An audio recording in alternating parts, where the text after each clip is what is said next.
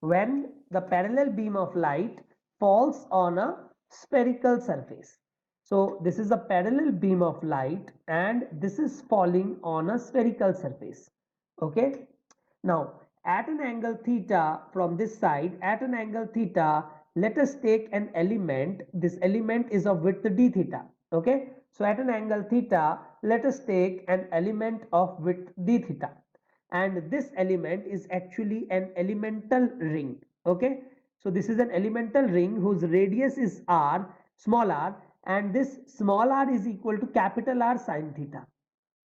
And what is the area of this element? The area of this element will be 2 pi r multiplied by this width. Okay, so the area of the element will be 2 pi r sine theta, that is the radius of this ring, multiplied by r d theta, this thickness.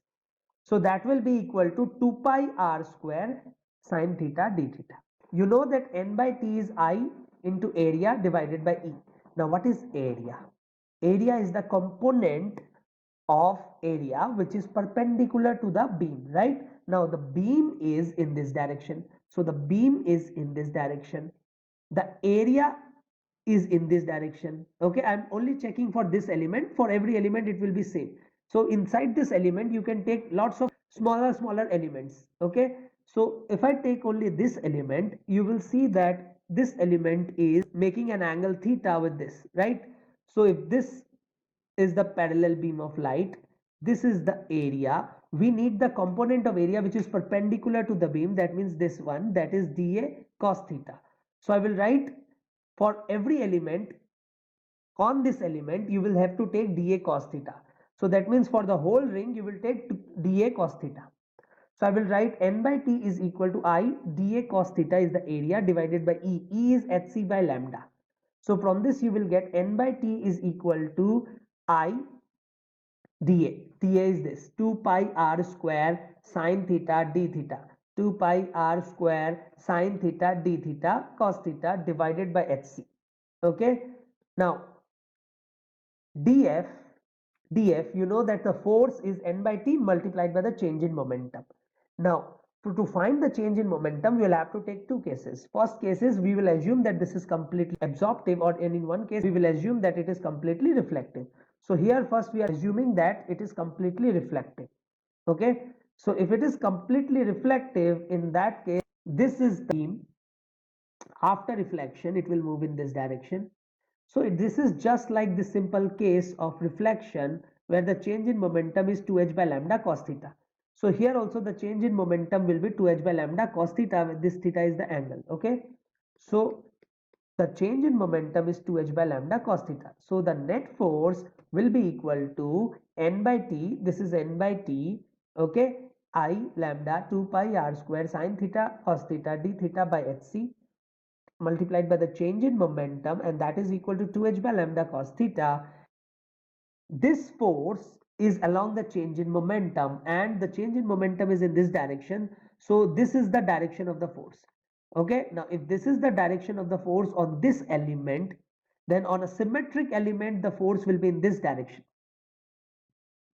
All right, that means this component of force, that is df sine theta, is going to be cancelled out. So the only component of force that will remain is df cos theta.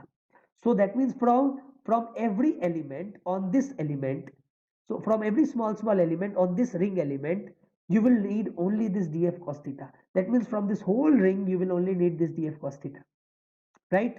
So from that is why we will integrate to find the net force, and that will be equal to integration df cos theta, because we will need only the cos theta component from every element. So I will write 4i pi r square by c integration of sine theta cos cube theta. This is cos square theta, and from one more cos theta is there. So sine theta cos cube theta d theta. Integration limits. Now the light can reach only up to this point. The light cannot strike this side of the surface, right? So we will integrate it only from 0 to pi by 2. So I'll integrate it from theta equal to 0, because we started the measurement from here and this side was 0 and this is pi by 2. Okay, so we will integrate it from 0 to pi by 2. So if you integrate it from 0 to pi by 2, you can integrate this by substitution by taking cos theta is equal to t. You will get sin theta d theta is equal to dt minus.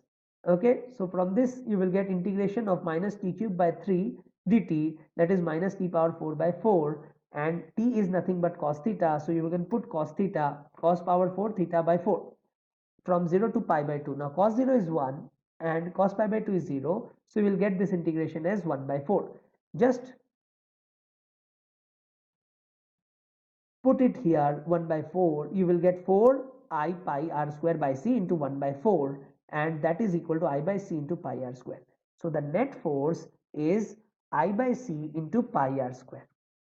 Now case 2, in case 2 the surface is completely absorptive. Okay, so if the surface is completely absorptive, in that case what will you say?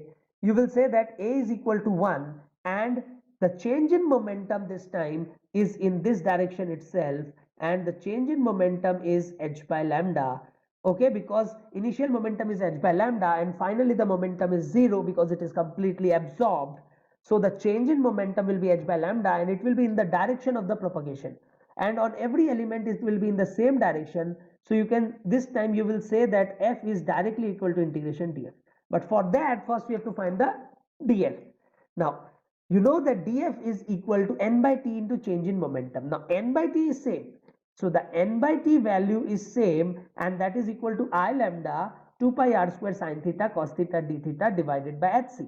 So the n by t value we will again put it here, and just the change in momentum this time is not 2h by lambda cos theta, but it is h by lambda, and from this you will get df is equal to, again lambda will get cancelled out, h will get cancelled out, and you will get df is equal to 2I pi r square by c sin theta cos theta d theta. Okay, now this net force will, I have already discussed this, that net force will be equal to integration df, and this integration df will be integration, means these are constants, so integration 2 sin theta cos theta actually can be written as sin 2 theta d theta, and integrate it again from 0 to pi by 2. Why? Because we have to go only from this to this, we cannot go in this side because the light cannot reach this side, right? So we will integrate it from 0 to pi by 2, and you will say that the net force is equal to I by c multiplied by pi r square.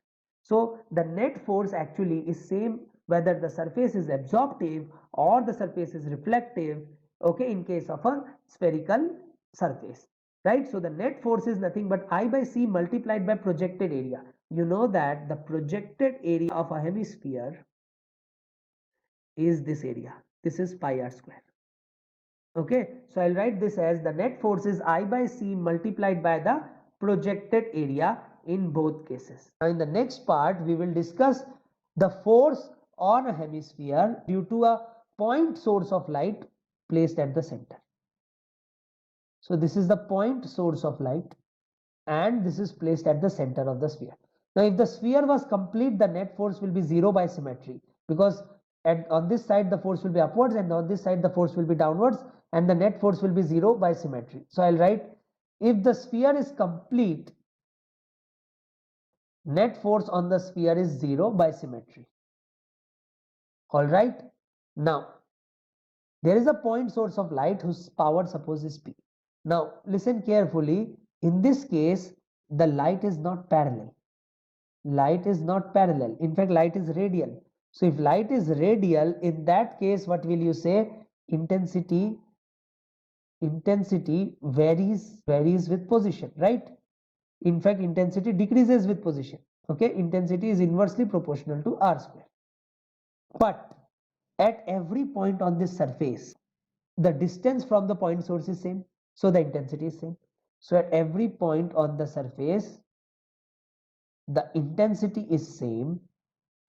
The intensity is same because distance is same, and the distance is equal to r. So you will say intensity at every point will be P by 4 pi r square. Okay, so for the time being I will write it as I only. After that, at the end when we derive the formula, we will say we will replace I with P by 4 pi r square. All right, now so at every point the intensity is I. Now first thing that we have to do again is, find the number of photons striking the sphere per unit time, right? So obviously for every point the area vector is a different direction, so I'll have to take the element, right? So let us take one element. So at an angle theta, let us take an element of width d theta, and this area is dA. Okay, this area is dA. Okay, now this dA is already perpendicular to the flow of light because light is flowing radially and the area is also radial. Okay, so in that case you will say that n by t is directly equal to I dA by E is hc by lambda. Okay, so we have got the value of n by t. Now second, case 1, suppose the surface is completely absorptive. So if the surface is completely absorptive, then the change in momentum is how much? The change in momentum is h by lambda, and it is again in the radial direction. Okay, the change in momentum is in the radial direction. So you will write the df is n by t, that is I dA lambda by hc multiplied by h by lambda. H cancel, lambda cancel. You will get simple answer as I dA by c.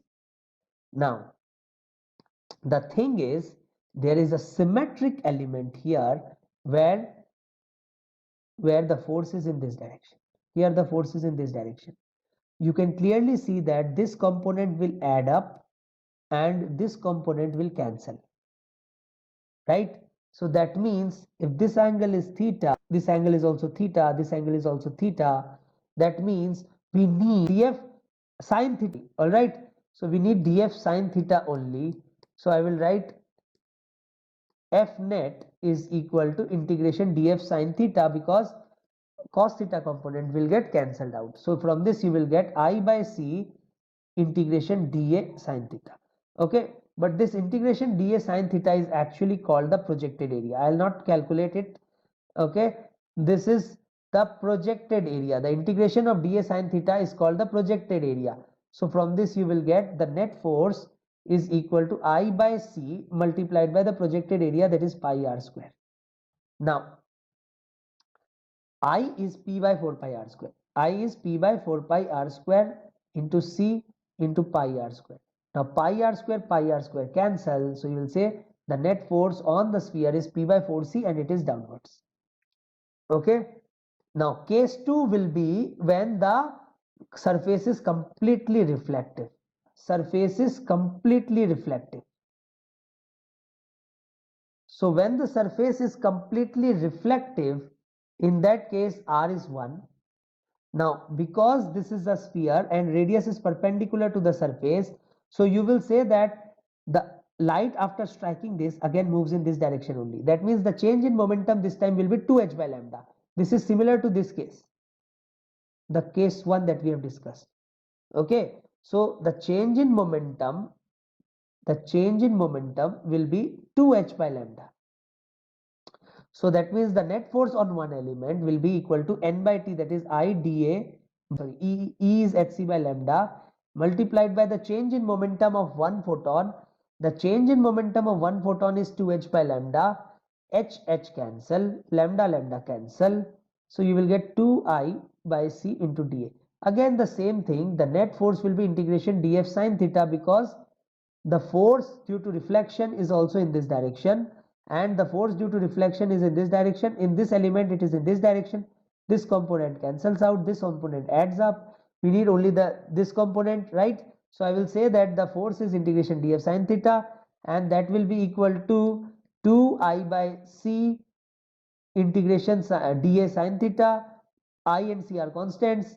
Okay, and dA sine theta is nothing but the projected area. So I will write 2I by c into pi r square. So now I, again, what is I? I is p by 4 pi r square, right? At every point I is same, and that is p by 4 pi r square. So I'll write 2 by c into p by 4 pi r square multiplied by pi r square. Pi r square cancel. So from this you will get p by 2c. This is the force on the sphere if it is completely reflective, and this is the force on the sphere which is if it is completely absorptive. All right, and this direction is also downwards. Okay,